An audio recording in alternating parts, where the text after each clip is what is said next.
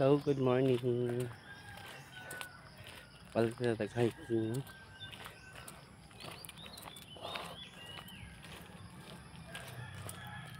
Pila ka days. Wala ko ka-live. Wala ko ka-upload sa YouTube. Ay, shout out day ko sa sa 1,000 kapin sa viewers atong within 7 days. Thank you so much sa inyo, no? Yeah. Padulong ka pag-support, ha? Bisa kahangak na ko. Dili pa siya taas ang sagkuan, guys. Pero, sinilaging kuan. Ang akong kilo kay last payud, I think December 94. Wala jud siya hing reduce, no? Wala siya may reduce. Mura gyapon kay. Ay mo reduce siya 1 kilo. Balik na sad. Kaya ang kaon, guys, paglami, no, makalimtan. Ikaduha, kawas makalimtan. Akong nanay kay once nga mga on gani, mga on na dyan na siya. Siya pwede nga dili magpadugay-dugay.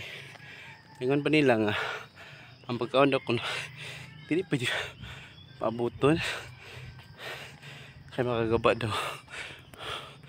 Ang mga una lang dyan. Wala ka. Wala na kang itiwas sa school lagi. Oh, asa ka? Ha? Asa ka nagkuhan ron? Dagapon ka dito?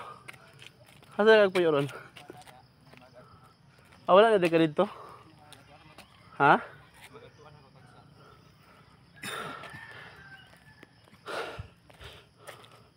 Wala lang.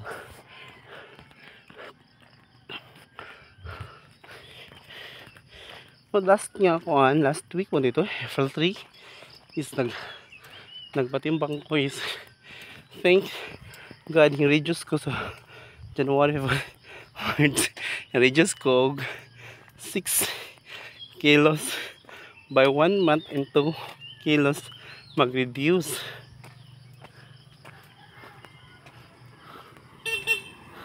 Hello, morning. Muna siya. Ako na sa gikuan karon. Kay dili magud ko. Kung dili ko ka-focus og lakaw. Every 1 hour and a half ang ako hiking